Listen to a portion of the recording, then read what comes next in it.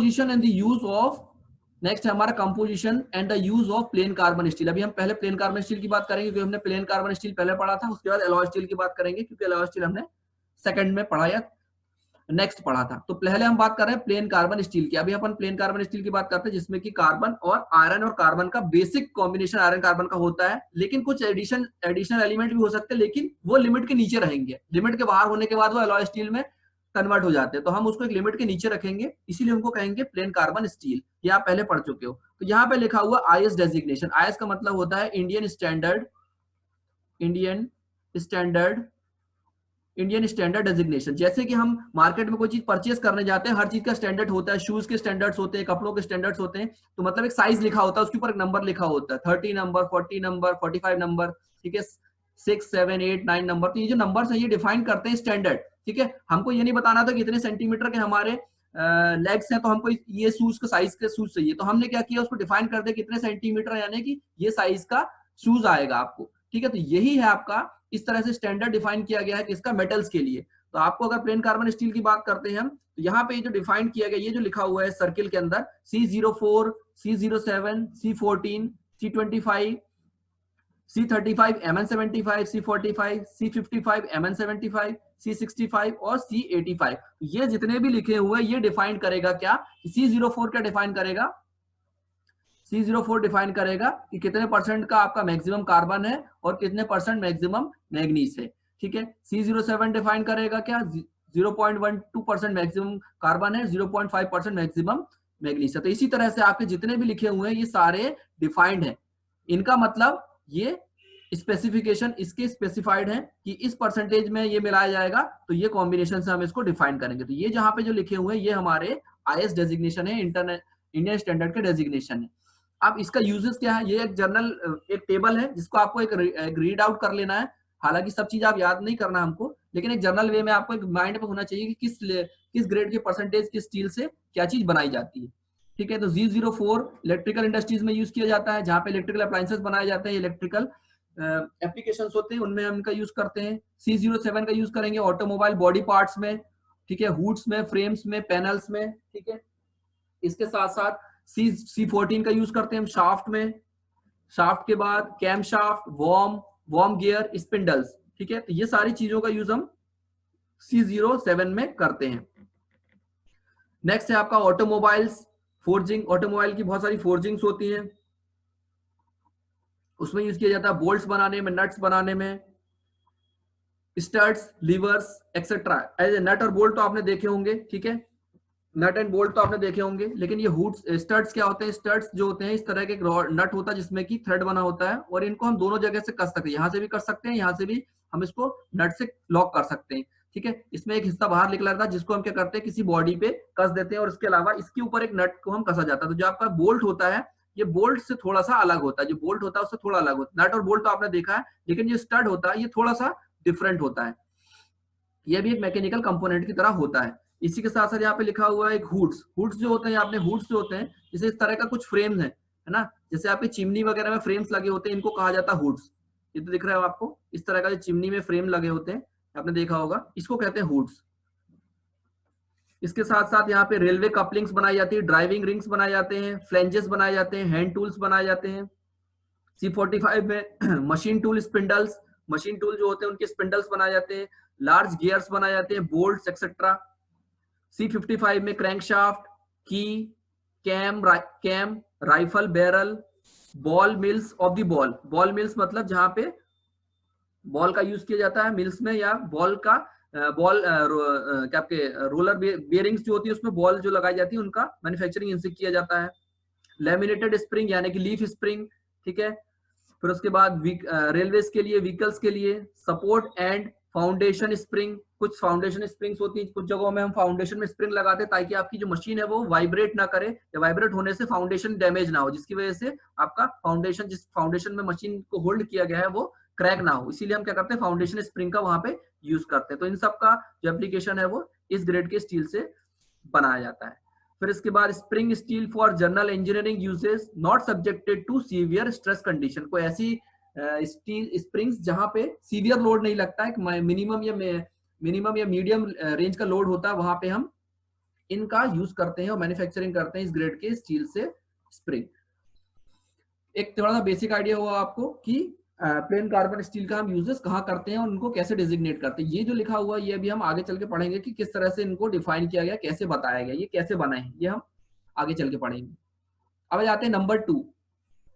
Next है अब alloy steel की बात करेंगे। प्लेन कार्बन स्टील का हो गया, वो थोड़ा छोटा था। अब ये है आपका नेक्स्ट जो है वो है यूजेस ऑफ एलॉय स्टील। अब एलॉय स्टील की बात करेंगे। एलॉय स्टील में बहुत सारे कॉम्बिनेशन हमने देखे, 12 तरह के एलॉय स्टील देखे आपने, तो उसमें भी हमको एक स्पेसिफिक टाइप के कुछ एप्लीकेशंस होते हैं जिनमें आपको स्टील की जरूरत पड़ती है। जैसे आपका केस हार्डनिंग स्टील। केस का मतलब होता है सरफेस या कोई एक बॉडी के पूरे हिस्से को, बाहर के हिस्से को, जैसे कोई बॉडी है उस बॉडी के आउटर सरफेस को आपको हार्ड करना है ना। तो इसकी बॉडी के आउटर सरफेस को आपको हार्ड करना है, उसको कहा जाता है केस हार्डनिंग। आउट सरफेस को हार्ड किया जाता है। जैसे आपके गियर्स होते हैं उसका आउटर सरफेस हार्ड होता है और इनर सरफेस जो होता है वो, या अंदर का जो मटेरियल होता है वो सॉफ्ट होता है। तो इसी तरह से हमें केस हार्डनिंग करना पड़ता है। इसी हिसाब से आपके यहाँ पे डेजिग्नेशंस लिखे हुए हैं। तो ये डेजिग्नेशन हो गए। ये सारे डेजिग्नेशन आपको ये बताते हैं कि किस परसेंटेज में क्या मिलाया हुआ है, उसको शॉर्ट फॉर्म में यहाँ लिखा गया हुआ है।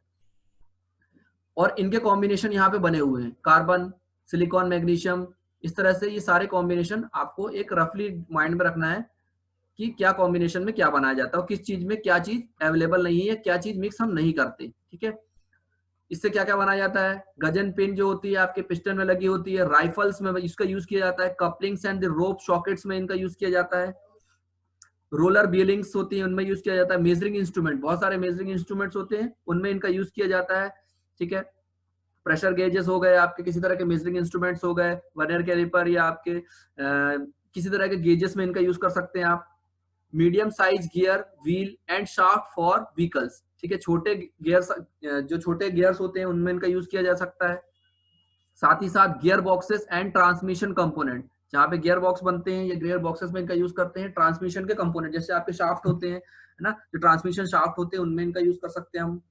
फिर उसके साथ कैम्स बनाया जाता है, इससे कैम शाफ्ट बनाए जाते हैं, पिनियंस बनाए जाते हैं। पिनियंस मतलब छोटे गियर जो होते हैं, इस तरह के जो छोटे छोटे गियर्स होते हैं इनको हम कहते हैं पिनियन।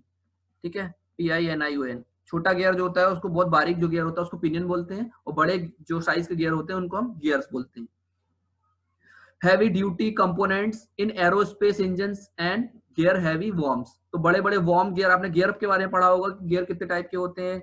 सिंपल गियर होता है, आपका स्पर गियर होता है, बिवेल गियर होता है ना, वॉर्म गियर होता है। तो ये गियर के टाइप्स होते हैं, उनके उनमें से हैवी वॉर्म गियर जो होते हैं उनका हम मैन्युफैक्चरिंग इससे करते हैं। ठीक है, नेक्स्ट है आपका नाइट राइडिंग स्टील। ये शब्द जो आपको देखने को मिलकर, नाइट राइडिंग, केस हार्डनिंग, ये हम पढ़ेंगे यूनिट नंबर 3 में। 3rd यूनिट में जब हम आएंगे तब ये सारी चीजें पढ़ेंगे कि क्या होता है ये सारे शब्द, है ना।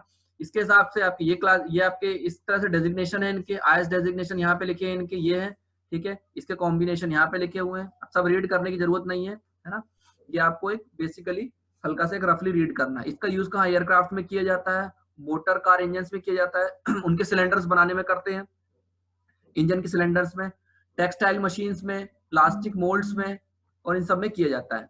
इसके साथ साथ heavy duty aircraft, motor car, crankshaft, compressors, disc, gear, aircraft component. तो इतने एप्लीकेशंस हैं इनके नाइट राइडिंग स्टील के। फर्दर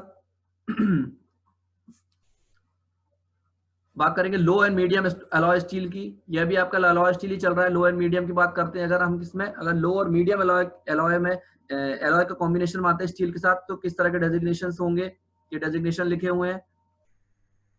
ये सारे डेजिग्नेशन है, इनको इस तरह से डिफाइन किया जाता है। और इस परसेंटेज में carbon, silicon, magnesium, nickel, chromium and molybdenum को हम ऐड करते हैं अलग अलग। किसी में कुछ कुछ कंपोनेंट जो है वो एडेड नहीं है। तो क्रॉस बने मतलब कि यहाँ पे हमने उन कंपोजिशन को या उस एलिमेंट को हमने ऐड नहीं किया है। ठीक है, लेमिनेटेड स्प्रिंग में इसका यूज किया जाता है। लेमिनेटेड स्प्रिंग यानी वही लीफ स्प्रिंग, लीफ स्प्रिंग। ठीक है, इसके साथ साथ crank shaft, axle shaft, bolt, studs, levers. Bolt हमने अभी देख लिया, स्टड्स मैंने आपको बता दिया क्या होता है। ठीक है, एग्रीकल्चरल मशीन पार्ट्स, कुछ एग्रीकल्चरल पार्ट्स होते हैं, मशीन के जो पार्ट्स होते हैं उनको बनाया जाता है। गियर्स, तो गियर्स आपको देखने को मिल रहे हैं सारे में है, लगभग लगभग आपको सब में समझ में आ रहा है। प्लेन कार्बन में भी हमने यूज किया, अलॉय स्टील में भी हमने यूज किया। बस ये डिपेंड करता है कि कैसी जगहों में हम गियर्स का यूज कर रहे हैं, किस तरह के लोड है ना। आपको लग रहा होगा गियर हर जगह है, लेकिन गियर का मतलब ऐसा नहीं कि हर जगह मतलब सबसे गियर बनाया जाता है। डिपेंडिंग अपॉन दी कंडीशन, किस तरह का आपको लोड अप्लाई करना है और क्या वर्किंग एटमॉस्फेयर है उसका, या क्या फोर्स एटमॉस्फेयर है। ठीक है। कनेक्टिंग रॉड्स, क्रैंक शाफ्ट, फिर उसके बाद motor car vehicle, studs, gear shaft, clutches, cam shaft, इतने तरह के यूजेस हैं हमारे किसके, low and medium alloy steel के। अब आ जाता है next creep resistance steel. Creep का मतलब मैं आपको पहले बता चुका हूं, जहां पे हम क्या करते हैं, कांस्टेंट लोड होता है at high temperature, high temperature, ठीक है। जहां पे कांस्टेंट लोड लगा होता है या लोड लगा होता है, हाई टेम्परेचर पे लोडिंग होती है, उसकी वजह से जो फेलियर होता है उसको कहते हैं हम क्रीप फेलियर। अब क्रीप रेजिस्टेंस स्टील बनाना मतलब ऐसे फेलियर को रोकने के लिए स्टील बनाना, उनको हम कहेंगे क्रीप रेजिस्टेंस स्टील, ठीक है। इनके डेजिग्नेशन यहाँ लिखे हुए हैं, इनके कॉम्बिनेशन यहाँ पे ये लिखे हुए हैं। ये आपको एक रीड करना है, रीड आउट करना है, सारी चीजें याद नहीं करना है क्योंकि संभव नहीं सारी चीजें याद करना, बस आपको एक रफली आइडिया दिमाग में रखना है कि किस कॉम्बिनेशन के स्टील से क्या बनाया जाता है ना। आप क्रीप रेजिस्टेंस मतलब कि जहां पे टेम्परेचर हाई होगा, ऐसे एप्लीकेशन जहां पे हम स्टीम की बात करेंगे, हाई प्रेशर की बात कर रहे हैं, तो ऐसे एप्लीकेशन में क्रीप रेजिस्टेंस स्टील का हम यूज करेंगे। यहाँ पे देखिए steam piping for boiler tubing, आपने बॉयलर्स के बारे में पढ़ा होगा, water tube boiler, fire tube boilers, उसमें हाई टेम्परेचर पे आपका जो पाइपिंग्स होती है वो हाई टेम्परेचर पे बनी रहती है, कांस्टेंट लोड उसमें लगा रहता है, और जो बॉयलर्स होते हैं कई सालों साल चलते रहते हैं, है ना, तो उसमें कांस्टेंट लोड हाई टेम्परेचर पे लगा रहता है। साथ ही साथ boiler and super heated plates and fittings, तो जितने भी आपके थर्मल पावर प्लांट की अगर हम बात करें तो सारे इक्विपमेंट्स में लगभग हाई टेम्परेचर होता है और वो कांस्टेंट लोड पे बने रहते हैं। साथ ही साथ tubes and pipe fitting and plates in the chemical petroleum industries, तो जहां पे केमिकल्स की मैन्युफैक्चरिंग होती है, केमिकल से डील किया जाता है। साथ ही साथ पेट्रोलियम इंडस्ट्रीज जो होती है जहां पे हम जैसे कि आपका फ्रैक्शनल डिस्टिलेशन करते हैं क्रूड ऑयल से, वो बनाते हैं आपका पेट्रोल, डीजल, फिर उसके बाद चारकोल, कोलतार बनाते हैं, बहुत सारी चीजें बनती है, तो वहां पे भी आपका टेम्परेचर हाई होता है क्योंकि हम उसको हीट करते हैं ना क्रूड ऑयल को, जिससे कि वो फ्रैक्शनल डिस्टिलेशन से अलग अलग सेपरेट होता है। तो इतनी चीजें आपकी हैं किसमें, क्रीप रेजिस्टेंस स्टील में। एंड अब आपका आ गया नेक्स्ट करोजन रेजिस्टेंस स्टील। तो यहाँ पे आपका नाम जैसे बता रहा है करोजन रेजिस्टेंस, मतलब कि जहां पे आपका करोजन नहीं होना चाहिए, ऐसे स्टील का मैन्युफैक्चरिंग जहां पे करोजन के चांसेस ज्यादा है, ठीक है। तो इस कॉम्बिनेशन में आपके इसके डेजिग्नेशन है, और यहाँ पे ये लिखे हुए हैं आपके परसेंटेज ऑफ दी, मैक्सिमम किस परसेंटेज में क्या चीज हम ऐड करेंगे। इसके एप्लीकेशन है martensitic steels used for aircraft rivets, aircraft में जो रिवेट्स लगी होती है उनमें इनका यूज किया जाता है। कंप्रेसर स्टीम टरबाइन ब्लेड्स, ठीक है, कंप्रेसर्स में स्टीम टरबाइन की ब्लेड्स में इनका यूज किया जाता है। Household cutlery, hand and machine knifes, surgical and dental instrument, तो जो आपके डॉक्टर्स यूज करते हैं उन सारे इंस्ट्रूमेंट में क्या होता है, वहां पे टेम्परेचर का रोल नहीं होता, वहां पे क्या होता है क्योंकि वो लिक्विड से डील करता है, तो वहां पे करोजन नहीं होना चाहिए, क्योंकि करोजन होने से सेप्टिक हो सकता है और हार्म कर सकता है। तो जितने भी आपके सर्जिकल इंस्ट्रूमेंट्स होते हैं, सर्जिकल डिवाइसेस होते हैं जो डॉक्टर्स यूज करते हैं, वो सारे ऐसे ग्रेड की स्टील से बनते हैं, ठीक है। फिर ferritic stainless steels are used for domestic and catering appliances, nitric acid plants and equipments, तो आपके जो घर में हम हमारे डोमेस्टिक पर्पस के लिए हम केटरिंग अप्लायंसेस यूज करते हैं, वो सारे इस ग्रेड की स्टील से बनते हैं।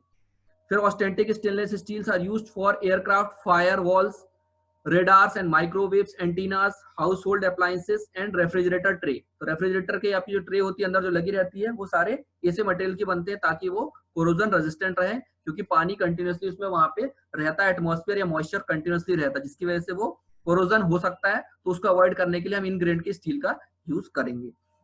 एयरक्राफ्ट इंजन एग्जॉस्ट मैनिफोल्ड, जहां पे एयरक्राफ्ट का इंजन होता है उसके एग्जॉस्ट में एक बहुत ज्यादा टेम्परेचर होता है, उस टेम्परेचर में आपका उस जगह के जो बनाया जाता है उसको कहा जाता है एग्जॉस्ट मैनिफोल्ड, तो वो उसका इस जो मैन्युफैक्चरिंग होती है इस ग्रेड की स्टील से हम करते हैं। बॉयलर्स हो गए, फिर कलेक्टिंग रिंग्स हो गए, बहुत सारे एप्लीकेशन आपको कॉमन देखने को मिलेंगे।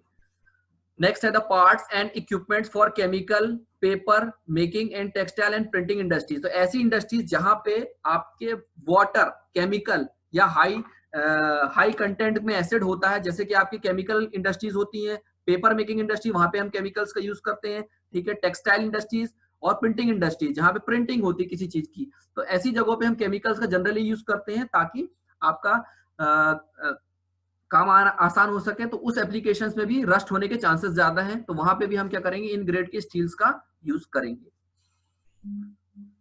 Clear. And the last comes, short duration का टाइम है।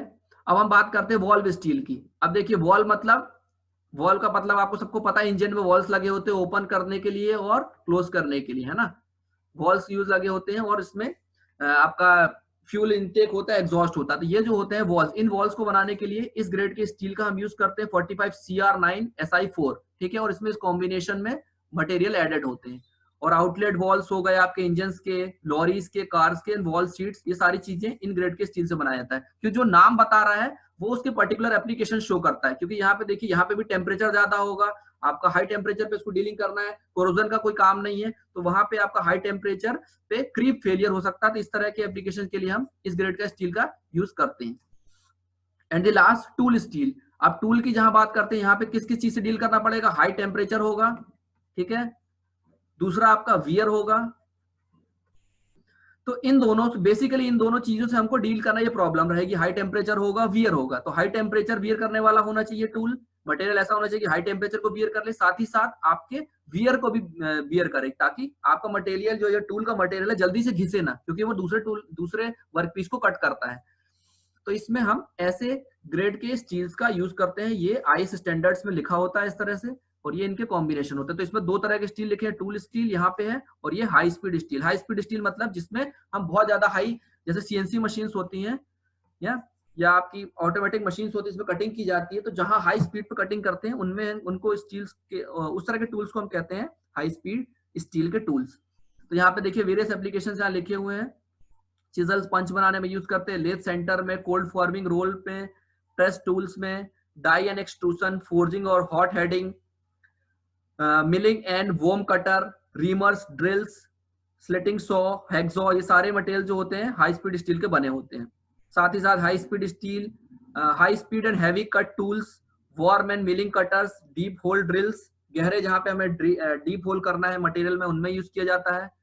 साथ ही साथ ड्रिल्स, रीमर्स, ब्रोचेस, ये सारी चीजें भी आप पढ़ोगे, क्या होते हैं रीमर, क्या होते हैं ब्रोचेस, क्या होते हैं, ये सारे आपको पढ़ने हैं। वॉर्म कटर्स, मिलिंग कटर्स, ये सारी चीजें अभी आप पढ़ोगे जब आप फर्दर जब आप स्टडी करोगे नेक्स्ट सेमेस्टर में, आपको जो आएगा तो आपको ये सारे टर्म्स क्लियर हो जाएंगे क्या क्या